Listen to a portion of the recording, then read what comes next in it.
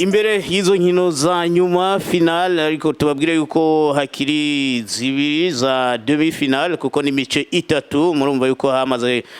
kurengana bo mu mice ibiri umuce wundi batarashobora gukina ni Real Bu bazotara bitwa na Buja City biboneka yuko bazokina ku munsi wa kane isaha indwi mu rukino rwa mbere Buja City yari yatsinze Real Bu ibitsindo bibiri ku busa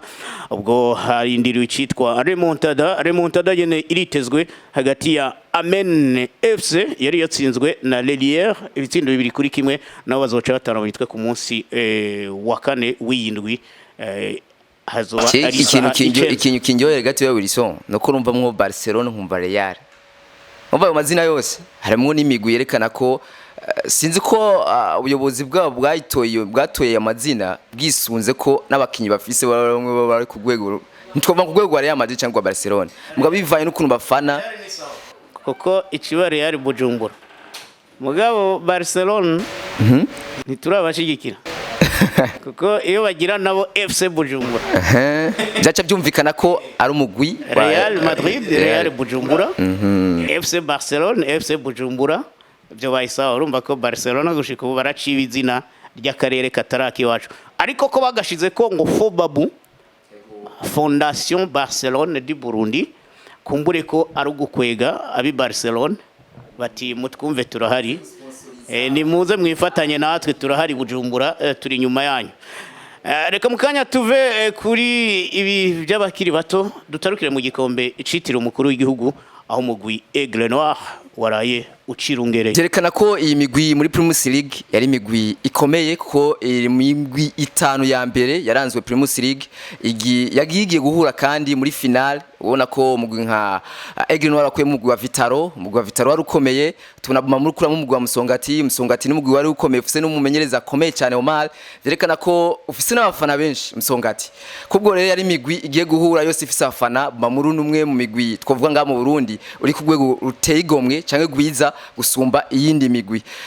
uravye demi finale yari finale nziza Musongati isuzugurwa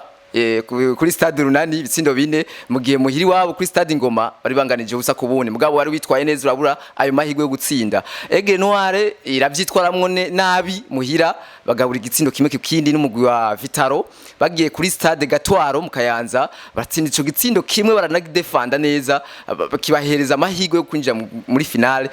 barabikoze babigeze muri finale bagiye guhura n'umugwi ufise amateka y'igikombe kuvuze guma murumve iki gikombe ni ciwawe nka kuyogwa Sevilla cyangwa kavuga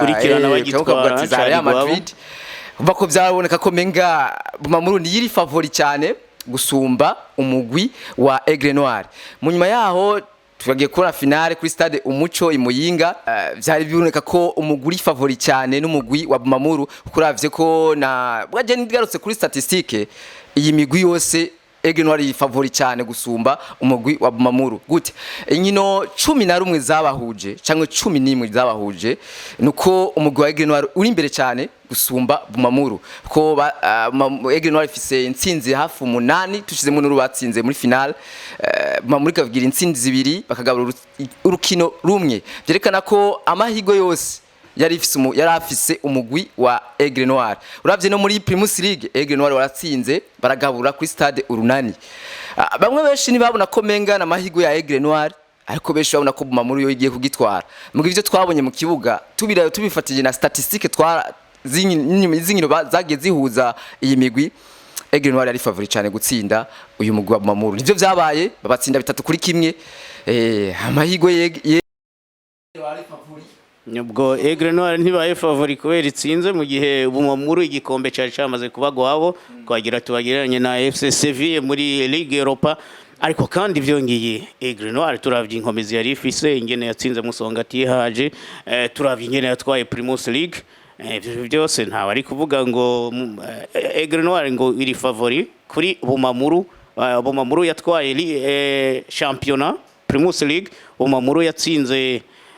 Musongati byoroshe mu gihe Aigle Noir bitakunda kuyorohera gutsinda Musongati kwerekana ku biharuro nashatse kwerekana ku biharuro hagati ya Bumamuru na Aigle Noir kuzagiye zihura none nashatse kwerekana ko yoba yari favori ariko turavye kuri pan twashira hasi nko hasi tuvuga ati kubijanye nuko twabona iyi migwi yose yagiye yerekana muri ku mpapuro mu bagize imigwi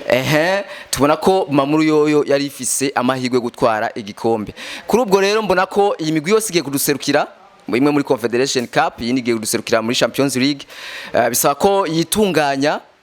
abavyege Noir irafise ubwo buryo, ifise nabo babashikiye mu association yabo abatera intege n'inguvu. Fondation Pax Burundi n'andi mashirahamwe atandukanye. Bumamuru ifise abafana, ifise ayo makomine ashikiye, niyo ntara yose irashikiye Bumamuru. Twizere ko n'abarongozi bo ku rwego rwo hejuru baravuga yuko bari nyuma ya Bumamuru. Twizere ko bagiye rero gutunganya umugwi, kuko twarabonye ko namba bakinyi bo babona ko aribo bazojana mu aya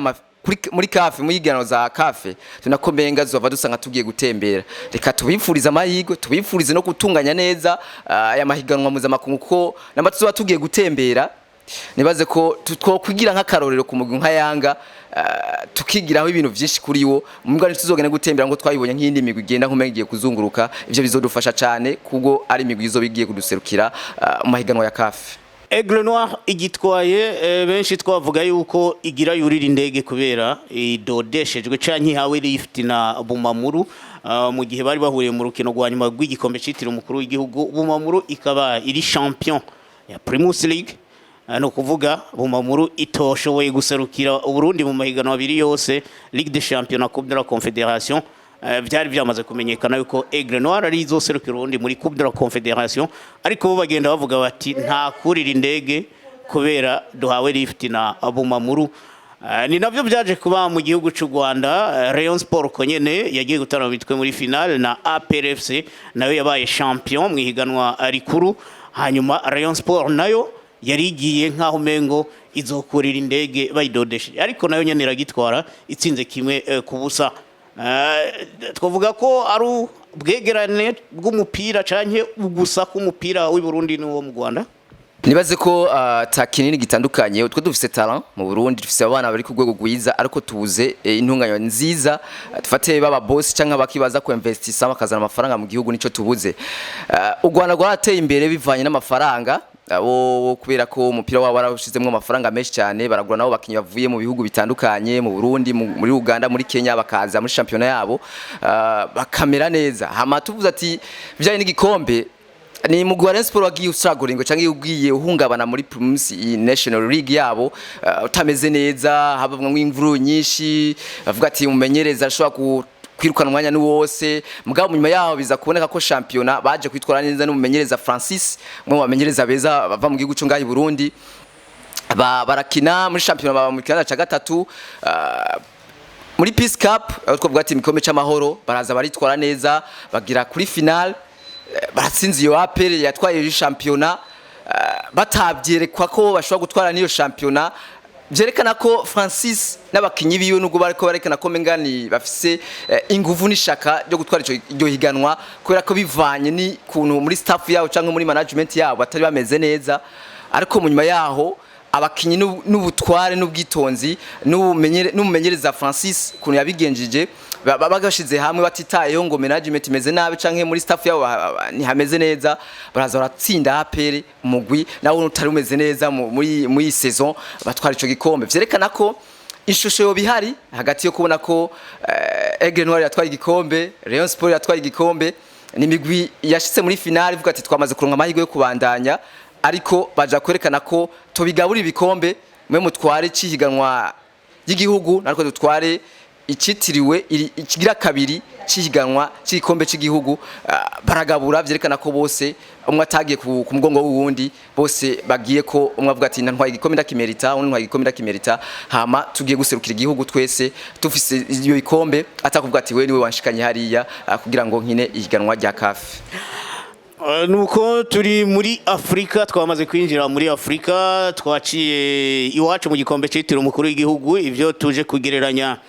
no hakurya mu gihugu cy'u Rwanda, naho nyene ni Peace Cup n'ibikombe bimwe, naho iwacu citwa citiriwe umukuru w'igihugu, naho kikitwa icamahoro, ariko n'ibikombe bifise ijambo rimwe bivuga qualification à la Coupe de la Confédération. Ni Rayon Sport mu gihugu cy'u Rwanda ni Aigle Noir mu gihugu c'u Burundi igiye guherekeza imigwi nka APRFC kambere na Bumamuru yoyo izokina Ligue des Champions. Ariko kandi tukiri mu karere ikiwacu turacari muri East African Community, dutarukire mu gihugu ca Tanzania. Wavuze akajambo ka Young Africans bagiye kuronkera intsinzi hanze bitamenyerewe cyane cyane mu bihugu by'abarabu kuri imigwi yiwacu mu karere ka Afrika y'ubuseruko. Yanga ariko igitsindo kimwe batsinze USM Alger baca bakwegerwa na rya tegeko ry'ibitsindo byo hanze rigikorerwa ko muri CAF bibiri ku bindi n'icegeranyo, ariko USM Alger muhira iterura igikombe, Yanga bataha nk'abagabo ariko igikombe basezeye. Wavyakiriye gute jaho? Kuna vyakirina narizi ikintu kinini cyane, nabona ko umugwi waritunganije kubona ugeze kuri step nk'ijya cyangwa kuba waravuye mu magupe bari barimwo baragira muri knockout baratsinda bageze muri finale. Byerekana ko umupira wo muri Tanzania wakuze, byerekana ko abamaze kubona ko bakwiye gushiramwo bagashiramwo ayo mafaranga kugira ngo championnat yabo itere imbere ije ku rundi rwego. Kuko nibutse ko turuke nk'imigwi yo muri Kongo nka za AS Vita Club za TP Mazembe niyo migwi twayibona nko ku rwego nkuru za Simba cyangwa za Young Africans zigeze ko zo kugira ama finale zo gukina ama kado finale, kuvuze kuri Simba kuri Young kabigeze muri finale nurundi rwego. Ndetse n'umuserukira umugwi wa Young tufati nka president wabo yarabishikije avuga ati twebwe aho tugeze ni intunganya nziza twakoze mu mugwi, tugura abakinyi turabashiramwe ubwo no kwerekana ko ihangiro dufise nk'umugwi, turagira ko tugura abakinyi bari ku rwego rwiza mpuzamakungu muri Afrika. Munyuma tugeze muri finale, amahirwe ntiyatwereye canke ntiyatusesekariye, bakoze ikosa rimwe ryo gutsindwa ku kibuga cyabo. Yo biza kuba byiza bakaza kuronka niburi bo bakagabura byari kuba inshunzi ko ni bamwe Yanga ifise statistique nziza, ifise ivyo byaro byiza bagiye ukina hanze. Kuko nk'imigwi yose 5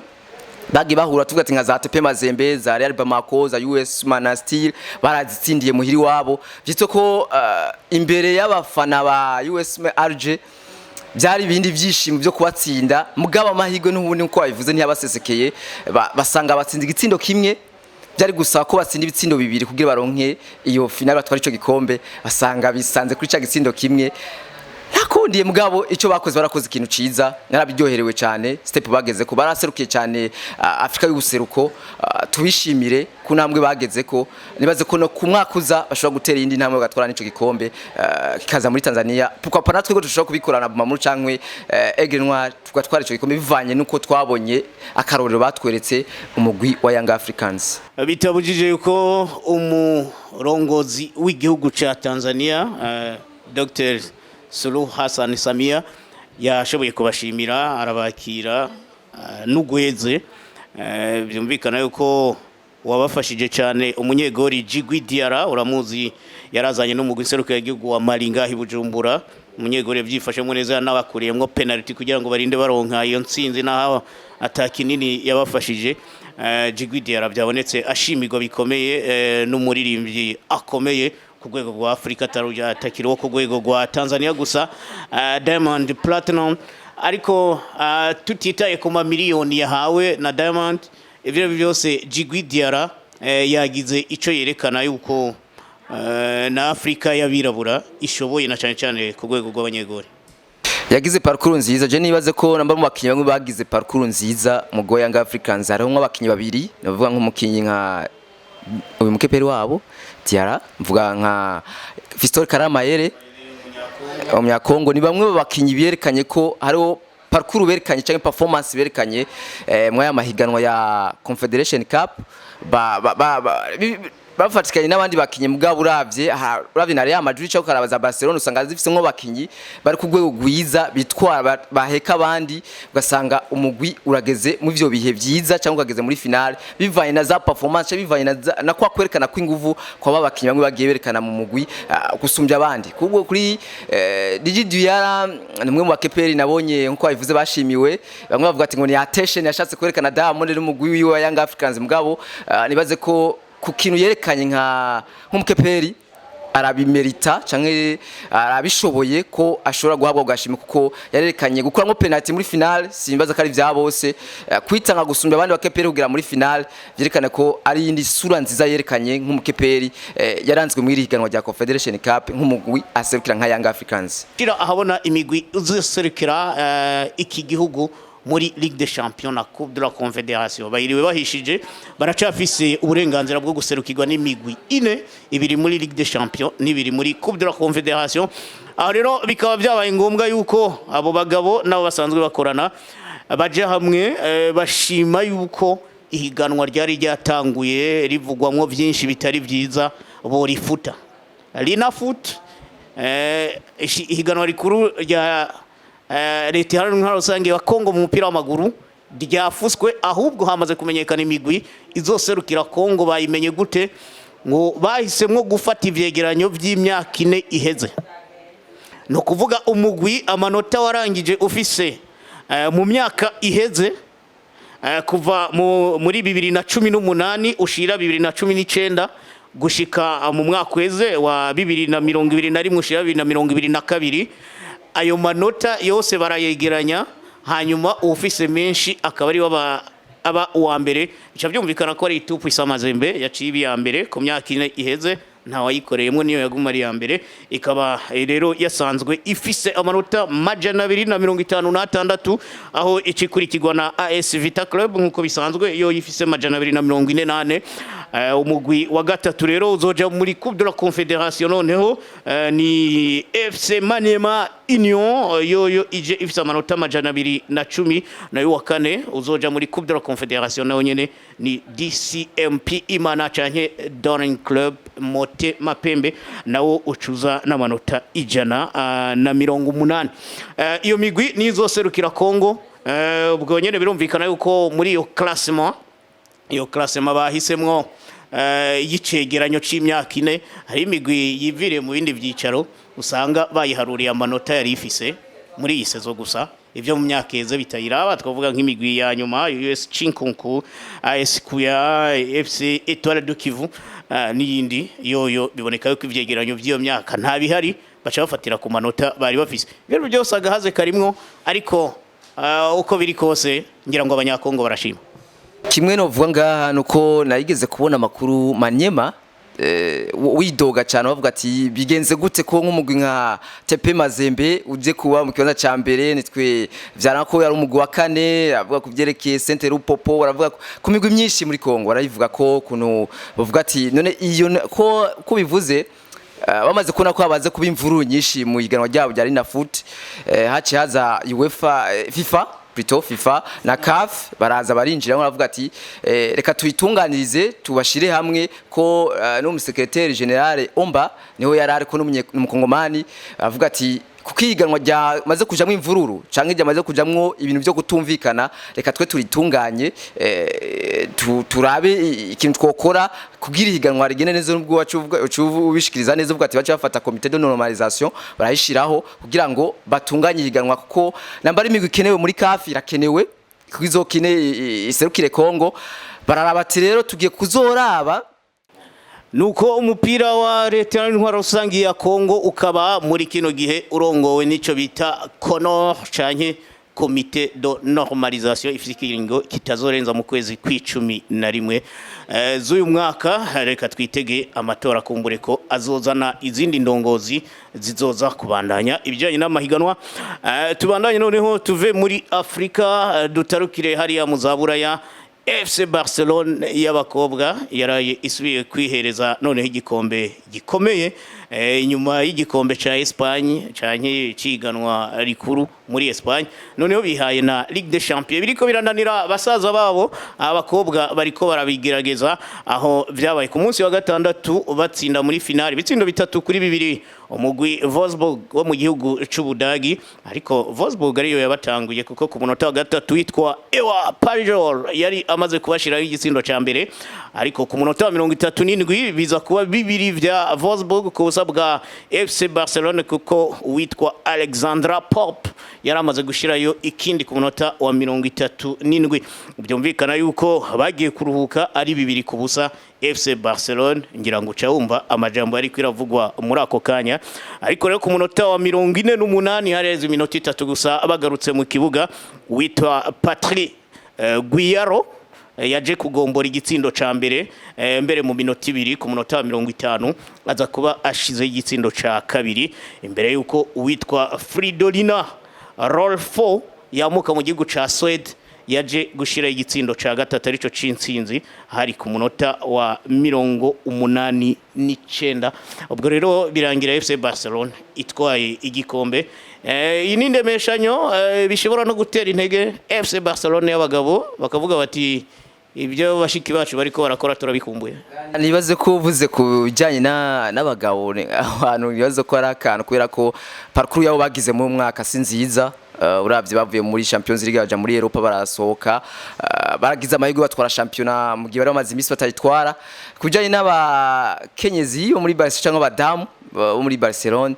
nibaze ko bari ku rwego rwiza namba twibuka Olympique Lyon yabigeme nibo iri kuri ku rwego rwiza uravye n'iyi migwi yabigeme tuvuze ati mu Budage tukaja mu Bwongereza cyangwa tukaja muri Espagne ariko mu imyaka 2-3 uyu mugwi w'abadamu wo muri Barcelona umeze neza kuko ufise n'umwe mu bakinyi Puteras afise nayo Ballon d'Or 2 maze kwa muri uru rukino biboneka mbere ko yitangure ku ntebe y'abasubirizi yaje kwinjira zirikana ko afise abigeme beza umva uvuye muri bande touche ukaja muri mu matangura bose na bari bahagaze neza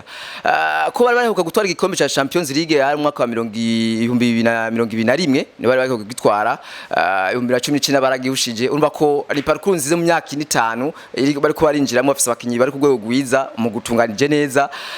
kuri ubwo rero nimwe mu migwi ikomeye cyane twishize mu yindi migwi imaze kugira mu rwego rwiza ntitwogereka gushira mu mugwi wa FC Barcelona wabigembe umva ko bari ko baritunganya neza mu gihe basaza babo bari mu bihe bibi bya business n'ibindi mugura urabona ko uri ko baserukira neza bivanye no kwitwara mu ya championnat kumakomeye ndetse ikombe baheruka batsinze Chelsea ibitsindo 4 kubusa umva ko vyerekana ko bari ku rwego rwiza aho rero ntagasishora umuntu karimo kuvuga ati uyu mugwi watunganyijwe neza ku rwego rwiza kugira muri finale bagatsinda bakaza bakagira remontada bagatsinda ibyo bitsindo 3 kuri 2 byerekana ko ari mugwi utunganyijwe neza uri muri ya migwi yabigeme uri high ku rwego rwiza mu imyaka tuvuga ati 3-4 tuko turaraba nariko ndaraba Fridolina Rolfo yatsinze igitsindo ku munota wa 70 n'umunya Sweden afise imyaka 29 ku mukobwa canke ku mugore imyaka 2 kwiragenda mbere ariko aregereza imyaka 30 turashaka gusozera ikiganiro job noneho ku tuntu n'utundi kubijanye na mercato kubijanye na mercato reka duhere iwacu haravugwa umumenyereza Jimmy Ndayizeye yaciye mu giseruka y'igihugu ni naho benshi bamukundiye ariko bamukuye muri Le Messager Ngozi Messager Ngozi yayigiyemwe avuye muri Espoir yo mu gihugu cy'u Rwanda iyo nayo ikaba yamuronse imukuye muri Muzinga nayo yayiciyemwo ariko yabanje gukora akazi katoroshe muri Academy Cite uyibuka yuko yigeze gusezerera Lydia Lidic Sport for Africa muri coupe de la qualification à la coupe de la confédération Academy Cite yakinye n'amahiganwa atandukanye turetse ayo mpuzamakungu Jimmy Ndayizeye umwe mu mamenyereza bazwi yuko ibijanye no kuzibira ari ivyiwe ariko ibikomba amaze guhesha Messager Ngozi bikaba byivugira yuko ari umumenyereza mwiza eka mbere no mu giseruka y'igihugu benshi baremeza yuko yari yazanye impinduka zidasanzwe na cyane cyane guhumiriza no kwibuka gusubiriza ibyo ariko turibagira turibuka mu giseruka y'igihugu ibyo gusubiriza umengo sikirenga Jimmy Ndayizeye aravugwa muri Kiyovu Sport mu gihugu cy'u Rwanda Kiyovu Sport biboneka yuko nimba bizoba ijambo rikabimbare Jimmy Ndayizeye byukuri agahambye wo mugwi turetse yuko asanzwe yarawukiniye mu buto bwiwe akiri umusore yarakiniye Kiyovu Sport ariko kubona Kiyovu Sport yarakoresheje hari ingingo Francis Mbaya bitakunze yuko abo wa mbere akabo wa kabiri ngira ngo no gukunda barundi ko bavuga bati reka dusubire mu barundi turabe ko n'ubundi none amahirwe yo muri message yo kwimukira muri Vital. Bamwe buri so dufise turafise abamenyereza beza tukagira n'abasifuzi beza tugate ba arbitre beza turabibona uramba Francis Ajara kabikora Masuda kabikora Cedric Kaza kabikora muri Yanga byerekana ko tufise abamenyereza beza kubwo ariko ramuronde ko amakuru nibuka neza umuyobozi wa Kiyovu Sport ari witwa Juvenal yaraje mu Burundi batarakina igikombe ca bataja gukina inkino za nyuma zihiganwa rya Primus National League yo mu Rwanda basigaje urukino rumwe yari no mu Burundi yumva bavuga ati ko yaraje kudiringa iyo diri na Jimmy Nayize byitwa ko ubuze atayo makuru ahari bituko ari amakuru yahereye kuva kera kuko yamba yaje ngaho umuyobozi yaje Kiyovu Sport uko vyerekana ko bikaba bivuga yuko yashoboye gukubitira mu gihugu cy'u Rwanda abamubonye ntibawutubesha ari atari urukuru kurabwa igiye kuba inkuru tugasanga Jimmy Ndayize yagiye kumenyereza umugwi wa Kiyovu Sport waranzemo n'imvuru nyinshi ku bafana bavuga ko umuyobozi Juvenal atigeze atunganya umugwi neza bivanye ko umugwi wagiye uhezagurika ari wari gutwara igikombe mu myaka ibiri mu baba kabiri nibaza yuko ko bari gushikuza kuvuga yuko uburongozi butakoze abafana nibo babivuga ati ko ntiyaduhaye ibikenewe ariko byerekana ko Jimmy Ndayize agiye kumenyereza umugwi wa Kiyovu Sport ushobora gusanga amahirwe amuhiriye neza ko nimwe mu bamenyereza biza dufise mu Burundi nimwe bamaze gutwara n'ibikombe mu gwa Message Ngozi ashobora kuwutunganya neza akabahesha agaciro k'igikombe mu gihe bamaze imisi barira abafana ko bakeneye igikombe nabo nka Kiyovu Sport ukuntu tunganijwe ufise nayo mafaranga ufise n'abafana bushikiye byo mubera vyiza agiye kumenyereza ugasanga ayo mahirwe aramusesekeye atwaye igikombe ca mbere cy'umugwi wa Kiyovu Sport. Son compère yitwa Alain Olivier Niyunge ko Mutombora barabisikanije mu mugwi seruka ya gihugu Mutombora yahora mu mugwi Buja City avuye muri Bumamuru aho yari yaciye no muri Vitalo mu gihe urukurukuru rwa murunyika kandi muri Vitalo abandi nabo batanguye kuvuga yuko yoba ari mu biganiro bihanitse no mugwi LLB Amasipiri wahora ukina mu gisara ca Bujumbura ukaharonkera itike yo kuva mu cicaro ca kabiri baja mu cicaro ca mbere biravugwa yuko bashobora kuzobarizwa mu gisagara ca Gitega cyane mu ntara ya Gitega. Alain Olivier Niyunge ko Mutombora urabona hari ico yofasha Amasipiri na cyane ko ari umugwi mushasha ariko biboneka ko ufise intumbero nyinshi vyerekana ko akiva muri Bumamuru amahirwe ntiyamuhire bivanye ko yari imbere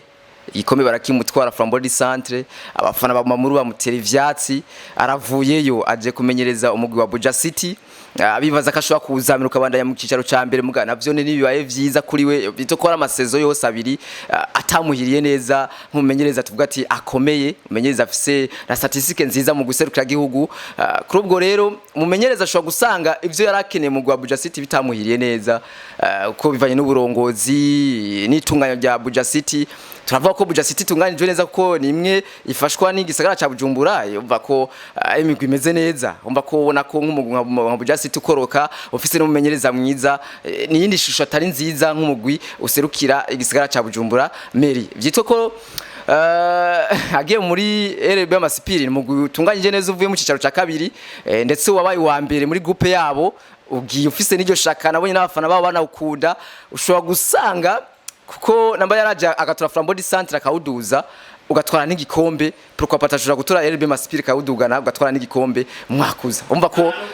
nziba Amasipiri bogira ko akoreye Buja City ngo hava abakorera umugwi naho oya nibaze ko bamuhaye ibishoboka byose akeneye bakamuhereza abakinyi yifuza bakamuhereza n'ubwo buryo